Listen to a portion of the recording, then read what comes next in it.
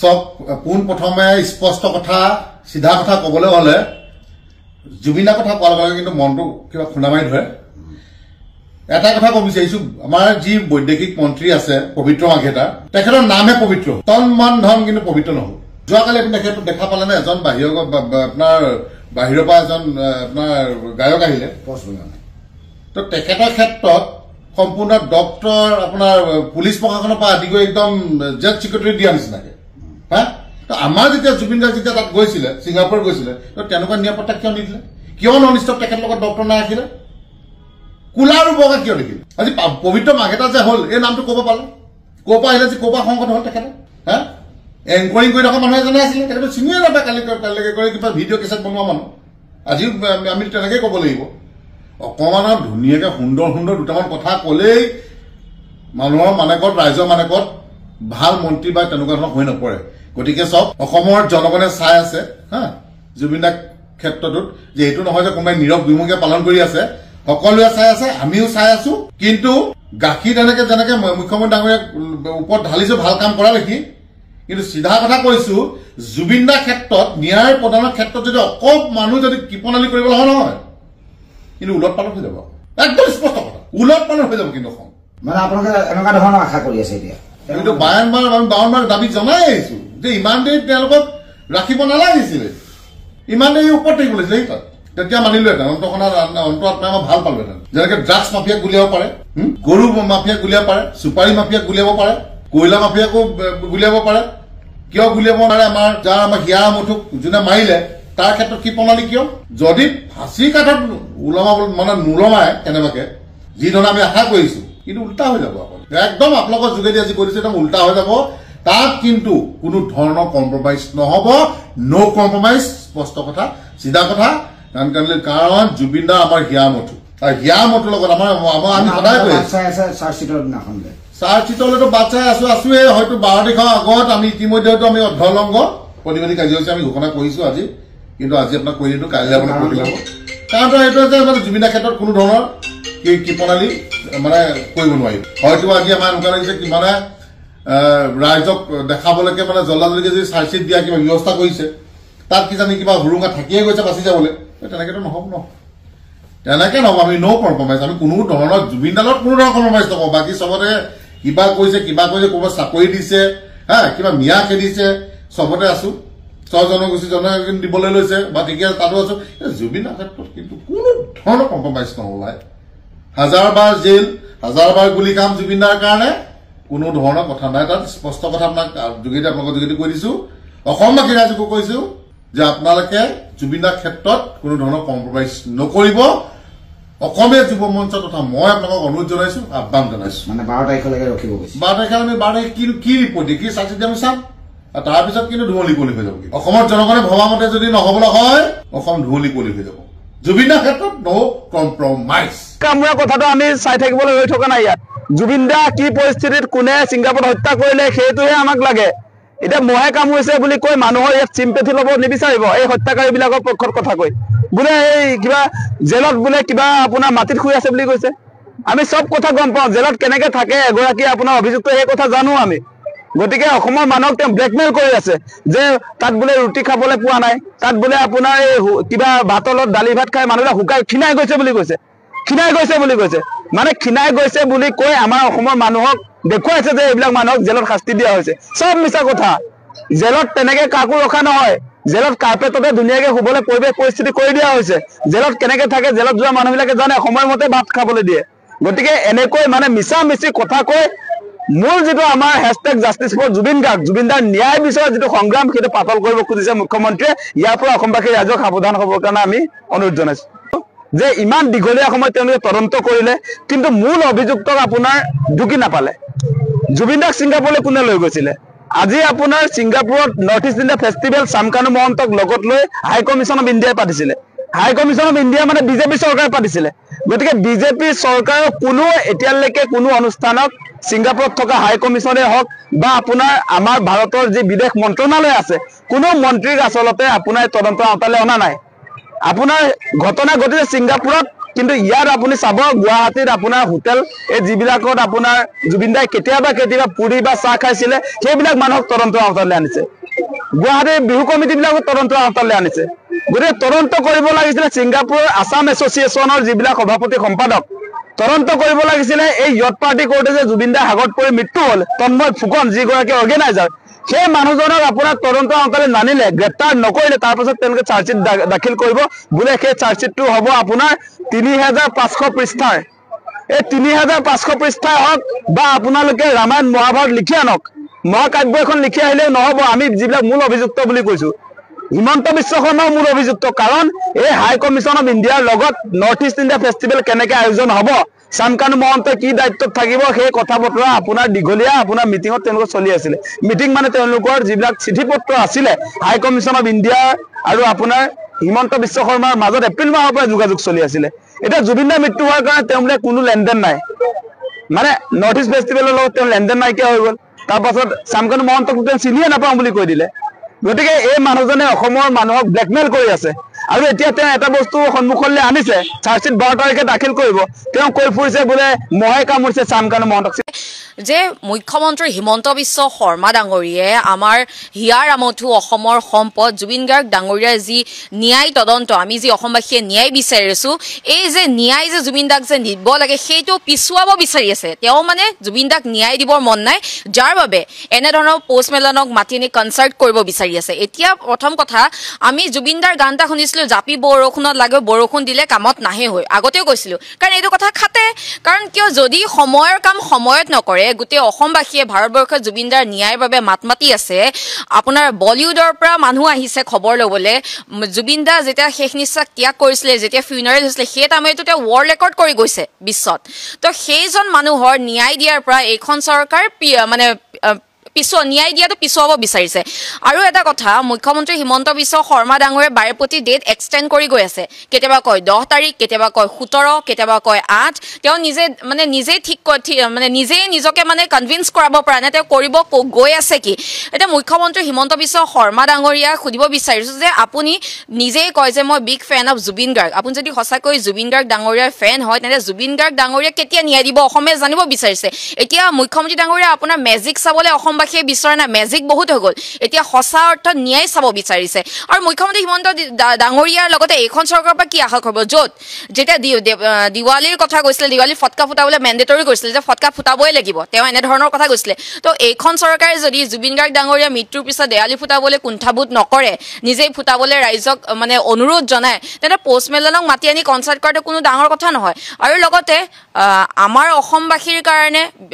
বিশ্ববাসীৰ কাৰণে জুবিন গাৰ্গ ডাঙৰীয়া হৈছে মাইকেল জেকসন মানে জুবিন গাৰ্গ ডাঙৰীয়া তেওঁ মাইকেল জেকসনতকৈ মানে আমি জুবিন গাৰ্গ ডাঙৰীয়া বহুত ওপৰত ৰাখোঁ তো পোষ্ট মেলনতকৈ জুবিন গাৰ্গ ডাঙৰীয়া বহুত ওপৰত হয় আমি সৰুৰ পৰাই জুবিন গাৰ্গ ডাঙৰীয়া গান শুনি ডাঙৰ হৈছোঁ চবেই জুবিন গাৰ্গ ডাঙৰীয়া গান শুনি ডাঙৰ হৈছে এতিয়া কথা হৈছে কি জুবিন গাৰ্গ ডাঙৰীয়া যি সৃষ্টি যি তেওঁৰ মানে যি আদৰ্শ সেই আদৰ্শৰ সৃষ্টি আমি যুৱ প্ৰজন্মই সদায় ফ'ল' কৰি থাকোঁ আৰু ফ'ল' কৰি আহিম এতিয়া মুখ্যমন্ত্ৰী ডাঙৰীয়াৰ লগতে আৰু এষাৰ কথা কৈছিলে যে চিনাকি আৰু অচিনাকি মানুহ জুবিন গাৰ্গ ডাঙৰীয়াক মানে অচিনাকি মানুহে মানে সেই অচিনাকি মানুহৰ ওচৰলৈ যাবলৈ নিদিওঁ জুবিন গাৰ্গ ডাঙৰীয়াৰ বিষয়টো মুখ্যমন্ত্ৰী ডাঙৰীয়াই সংবাদমেলত কৈছিলে এতিয়া সুধিব বিচাৰিছোঁ মুখ্যমন্ত্ৰী ডাঙৰীয়াক যে আপুনি তথা আপোনাৰ পৰিবাৰে পোষ্ট মেলনৰ এই কনচাৰ্ট উপভোগ কৰিব নে নকৰে এতিয়া আপুনি আৰু আপোনাৰ পৰিবাৰে প্ৰমাণ কৰিব লাগে যে আপোনালোকে এতিয়া জুবিন গাৰ্গ ডাঙৰীয়া সঁচা অনুৰাগী নে মিছা অনুৰাগী জানিব বিচাৰিছোঁ তেওঁলোকেতো ডিভাইড কৰিছিলে সঁচা অনুৰাগী আৰু মিছা অনুৰাগীৰ ক্ষেত্ৰত তেওঁলোকে ডিভাইড কৰিছিলে লগতে আমি সংবাদমেলত দেখিব পাইছোঁ যে মুখ্যমন্ত্ৰী হিমন্ত বিশ্ব শৰ্মা ডাঙৰীয়াৰ পত্নী E7 বুলি সাংস্কৃতিক এটা মানে ব্যৱসায় আছে তো সেইটো জড়িত আছে নেকি আমি দেখিবলৈ পাইছোঁ লগতে বাডৱাইজাৰ এটা এলকহলৰ কোম্পানী তেওঁলোকক স্পন্সৰ কৰিছে আমি এইবিলাক শুনিব পাইছোঁ কিমান সঁচা কিমান মিছা নাজানো যদি এনেকুৱা ধৰণৰ কথা সঁচাকৈ বহুত লজ্জাজনক হয় জুবিন গাৰ্গ ডাঙৰীয়াৰ মানে মৃত্যুৰ এই যে ন্যায় প্ৰসংগক লৈ ৰাজনীতি যদি কৰিছে বিজেপিয়ে কৰিছে এতিয়া ক'ব যে কংগ্ৰেছে কৰে এতিয়া যদি কংগ্ৰেছে আমি জুবিন গাৰ্গ ডাঙৰীয়াৰ ন্যায় ক্ষেত্ৰত যদি ৰাজনীতি কৰিলোহেঁতেন আমাৰ তেনেকুৱা মনোভাৱনা আমি নকৰোঁ কাৰণ আপোনালোকে কৰি আছে ভূপেন হাজৰিকা যেতিয়া মৃত্যু আছিল তেতিয়া তেওঁৰ নাম লৈও আপোনালোকে ৰাজনীতি কৰিছিলে সেইবিলাক প্ৰমাণ আছে এতিয়া অসমবাসীয়ে এটাই ক'ব বিচাৰিছে যে পোষ্ট মেলনৰ কনচাৰ্ট আপোনালোকে অচিনাকি মানুহে চাব চাগে কিন্তু চিনাকি মানুহে জুবিন গাৰ্গ ডাঙৰীয়া যোনে ভাল পায় কেতিয়াও মানে এনেকুৱা ধৰণৰ মানে কনচাৰ্ট উপভোগ নকৰে আৰু অসমবাসীয়ে এটাই বিচাৰিছে জুবিন গাৰ্গ ডাঙৰীয়াৰ ন্যায়টো যাতে খুব সোনকালে হয়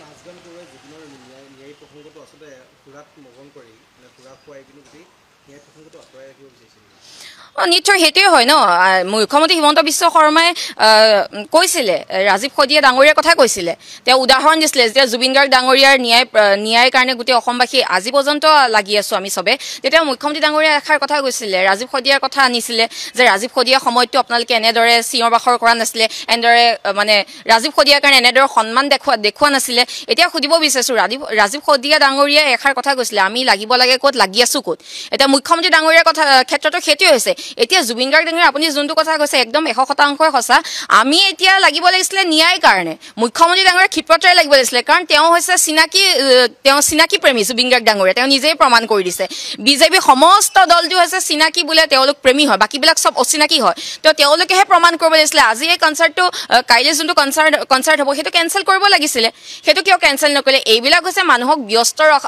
ৰাখিব বিচাৰিছে মই আগতে কৈছোঁ যে জুবিন গাৰ্গ ডাঙৰীয়াৰ গীতটো নাছিলে জানো জাপি বৰষুণত লাগে বৰষুণ দিলে কামত নাহে সময়ৰ কাম সময়ত কৰিব লাগিব আপুনি যেতিয়া মানে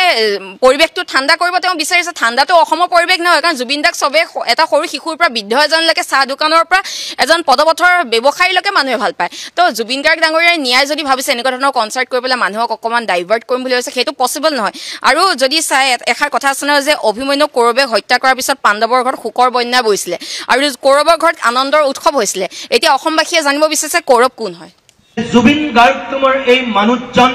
অকল গৰিমা গাৰ্গৰ স্বামী নহয় জুবিন গাৰ্গ তোমাৰ এই মানুহজন মাত্ৰ এজন বৰঠাকুৰ দাদাৰ পুত্ৰ নহয় জুবিন গাৰ্গ তোমাৰ এই মানুহজন কেৱল কেইটামান গান গোৱা এজন গায়ক নহয় এই জুবিন গাৰ্গ তোমাৰ মানুহজন আমাৰ প্ৰত্যেকৰে ঘৰে ঘৰে একোজন ঘৰত থকা সন্তান কাৰোবাৰ কাৰণে দাদা কাৰোবাৰ কাৰণে ভাইটি কাৰোবাৰ কাৰণে পুত্ৰ কাৰোবাৰ কাৰণে বন্ধু কাৰোবাৰ কাৰণে প্ৰেমিক কাৰোবাৰ কাৰণে শিক্ষক কাৰোবাৰ কাৰণে সকলোবিলাক আৰু সেই কাৰণে আজি জুবিনৰ মৃত্যুৰ এই একমাহ হোৱা দিনটোতো গোটেই ৰাজ্যখনে শোকত ম্ৰিয়মান হৈ আছে ইয়াৰ আগত এনেকুৱা পৰিৱেশ অসমত আমি দেখা নাছিলো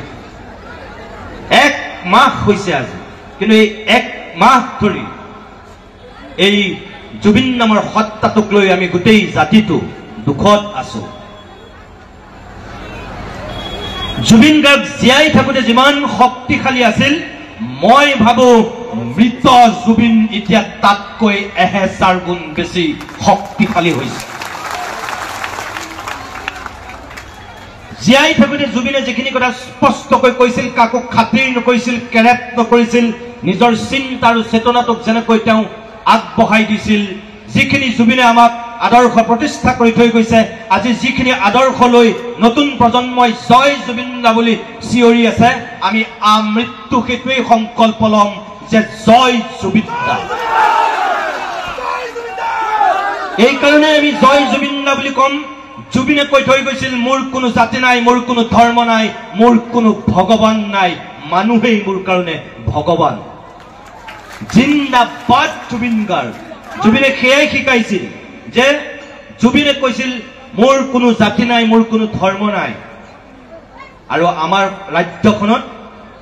আমাৰ সামাজিক প্ৰেক্ষাপটত একাংশ মানুহে জুবিনক আভুৱাকৈ ভাল পাই পেলাই এতিয়া জয় জুবিন দা বুলি ক'ব বিচাৰিছে বা জুবিন জাষ্টিছ ফৰ জুবিন বুলি লিখিব বিচাৰিছে জুবিনক আমি অন্তৰেৰে ভাল পাওঁ আহক জুবিনৰ সত্তাটোক আমি শ্ৰদ্ধা কৰোঁ আহক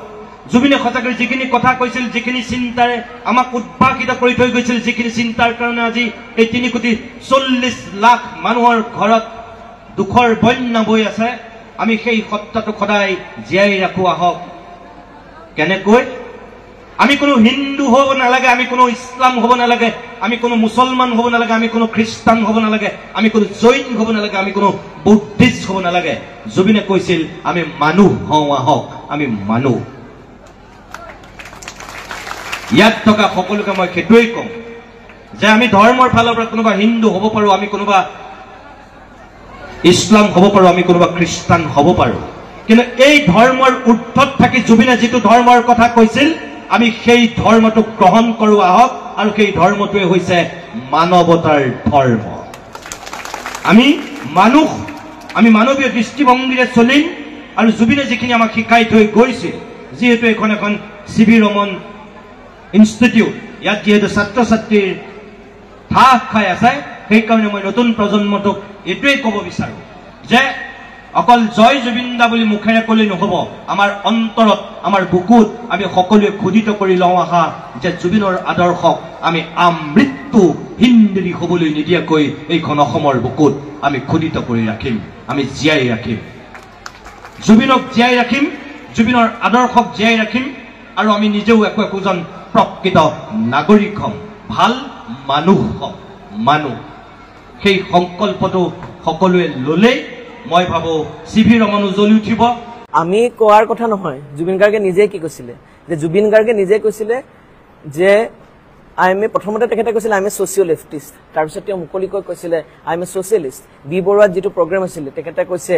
যে ভাল কাম কৰিবা গছ পুলি ৰুবা আৰু এটা গুৰুত্বপূৰ্ণ কথা কওঁ মন দি শুনিবা যে বি এ ছ'চিয়েলিষ্ট মই আকৌ কওঁ বি এ ছ'চিয়েলিষ্ট কিন্তু আমি কোৱাৰ কথা নহয় সেইটো তেখেতে নিজে কৈছিলে আৰু জুবিন গাৰ্গৰ যদি শেষ ইণ্টাৰভিউটো চাই তেখেতে কৈছে যে আই am a socialist I am A communist তেখেতে কাক ভাল পাইছিলে তেখেতে ভাল পাইছিলে তেখেতৰ মুখেৰে কৈছে যে মোৰ আটাইতকৈ প্ৰিয় ব্যক্তি তিনিগৰাকী বিষ্ণু ৰাভা চাৰ্লি চেপলিন আৰু হৈছে চে গুয়েভেৰা মই চে গুয়েভেৰা এইটো টি চাৰ্ট পিন্ধি আছো এই চে গুয়েভেৰা তেওঁলোকৰ আদৰ্শ কি আছিলে আমি সকলোৱে জানো সাম্যবাদৰ আদৰ্শ বিষ্ণু ৰাভাই কি গাইছিলে বল বল বল বল কৃষক শক্তি দল ও বনোৱা সমনীয়া আগবাঢ়ি যাওঁ বল ৰঙা তেজৰ নিচান্তিলৈ আগবাঢ়ি যাওঁ বল সেই কথাটো কৈছিলে বিষ্ণু ৰাভাই আজি চে গুয়েভেৰাই কি কৈছিলে যে যদি তুমি পৃথিৱীত হৈ থকা এটা অন্যায়ৰ বিৰুদ্ধেও যদি তোমাৰ ক্ষোভত তুমি কঁপি উঠা তেন্তে তুমি মোৰ কমৰেড সেইটো কথা জুবিন গাৰ্গে সেইকাৰণে কৈছিলে যে কমৰেড চাৰ্লি চেপলিনৰ যিখন বিখ্যাত চিনেমা মডাৰ্ণ টাইমছ য'ত তেওঁ দেখুৱাইছে যে আমি আধুনিক জীৱনত এটা মেচিনলৈ ৰূপান্তৰ হৈছো আমি পগলাৰ নিচিনাকে কাম কৰি আছো এটা যেন মেচিনৰ এটা অংগ জুবিন গাৰ্গৰ শেষ ইণ্টাৰভিউটোত যিটো ৰীতা চৌধুৰী বাইদেৱে লৈছিলে তেওঁ কৈছিলে যে I have been made a machine মোক এটা মেচিনলৈ ৰূপান্তৰ কৰিছে সেইকাৰণে এই পুঁজিবাদী ব্যৱস্থাত য'ত সকলো বস্তুৱে কেৱল লাভ কেনেকৈ হেৰি হ'ব সেই দিশটো তেওঁ উপলব্ধি কৰিছিলে অন্তৰে আৰু বলিষ্ঠভাৱে অসমৰ কথা ৰাইজৰ কথা নতুন এখন অসমৰ তেওঁ কল্পনা কৰিছিল আমিও সেই একে পথৰে যাত্ৰী আমি বিচাৰিছো যে জুবিন গাৰ্গক লৈ কোনো ধৰণৰ যাতে পলিটিক্স নহয় আমাৰ স্পষ্ট কথা কাৰণ জুবিন গাৰ্গে কি কৈছিলে পলিটিক্স নকৰিবা বন্ধু সেই কথা আজি আমি পুনৰ জুবিন গাৰ্গৰ ন্যায়ৰ বিষয়টোক লৈ পেলাই আমি পুনৰ এই কথা সজোৰে উত্থাপন কৰিছো অসমৰ এই যেটো গোটেই ব্যৱস্থাটো চলি আছে মুখ্যমন্ত্ৰী মহোদয়কে আৰম্ভ কৰি সকলোকে এটা কথা কব বিচাৰিছো যে পলিটিক্স নকৰিবা বন্ধু আমাক এটাই লাগে যে জুবিন গাৰ্গে ন্যায় পাব লাগে তাৰ কাৰণে প্লেস অফ অকাৰেন্স গোটেই প্ৰসেসটো ভালদৰে চলক আজি গৰিমা গাৰ্গে কান্দি কৈছে আজি জুবিন গাৰ্গৰ ন্যায়ৰ কাৰণে এই ধৰণে আমি এইবিলাক কথা পাতি থকাটো কেনেকুৱা ধৰণৰ কথা ভাবকচোন তো সেইটোৱে যে বাস্তৱতা আৰু জুবিন গাৰ্গে একাংশ মানুহৰ চৰিত্ৰ একাংশ মানুহৰ যেটো অসাধু চক্ৰ সেই চক্ৰটোক এনেকুৱাকৈ নাঙঠ কৰি থৈ গল আমি সকলোৱে জানো যে অসমত এটা অসাধু চক্ৰ চলি আছে এই অসাধু চক্ৰয়ে চাৰিওফালে মাটিৰ পৰা আৰম্ভ কৰি সম্পত্তিৰ পাহাৰ গৰিছে আৰু জুবিনকো তেওঁলোকে পণ্য হিচাপে গণ্য কৰিছিল সেই কাৰণে আমি এই বিষয়টোক আমাৰ এই সংগ্ৰাম চলি থাকিব আজি বিভিন্ন ধৰণৰ কথা সন্মুখত ওলাব আমাৰ পৰৱৰ্তী পদক্ষেপ হৈছে আমাৰ এই বিষয়টো আমাৰ চলি থাকিব কাৰণ আমাৰ মূল কথাটো আমি সত্যটো জানিব লাগিব ৰৈ থাকিম উজাগৰি ৰাতিৰ বুকুত মই আগতেও কৈছিলো আৰু এতিয়াও কৈছো মোৰ কোনো জাতি নাই মোৰ কোনো ধৰ্ম নাই সৰু খজাত দেখুৱাই দিলো কোন নাই তাত ব্ৰাহ্মণ কলিতা আলি ৰহমান ডেকা বড়ো ৰাভা পূজাৰী আৰু এইটো কি কয় নামাজ পঢ়াই যে মৌলবীও আহিছে সৰু খজালৈ I love people I love man সেইবাবে মুখ্যমন্ত্ৰী হিমন্ত দাকো কৈছো মই বিৰোধী দলকো কৈছো লুৰি নখিল সকলোকে কৈছো পলিটিক্স নকৰিবা বন্ধু মই সৰু খজাৰ মানুহৰ অসমখন বিচাৰিছিলো চাই থাকিম সোণাপুৰৰ পৰা খেলি মেলি হলে কষ্ট পাম উভতিও আহিব নোৱাৰিম যোৰহাটৰ মানুহখিনিয়ে কষ্ট পাইছে বুলি শুনিছো মোৰো যাবৰ মন আছিল প্ৰিয় ঠাই দেউতাৰ ঠাই উপায় নাই পলম হলে শৰীৰটোৱে কষ্ট পায় বাকী গৰিমাৰ দেউতাই গুৱাহাটীতে থকাটো বিচাৰিলে